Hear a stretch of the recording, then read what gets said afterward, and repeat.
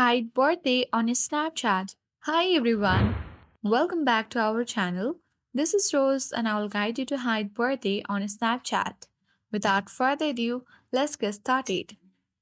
First of all, make sure your Snapchat app is up to date. Now launch a Snapchat application on your device. Make sure that you sign into your account. Navigate to profile icon at top left corner of your screen. Now tap the gear icon at top right corner to access the setting panel. Once you reach on this page, you need to tap on birthday option. In order to hide your birthday, simply uncheck the birthday party option. And with that, your birthday will no longer show on Snapchat.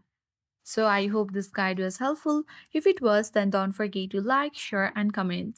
Thank you for watching and I'll see you in the next video.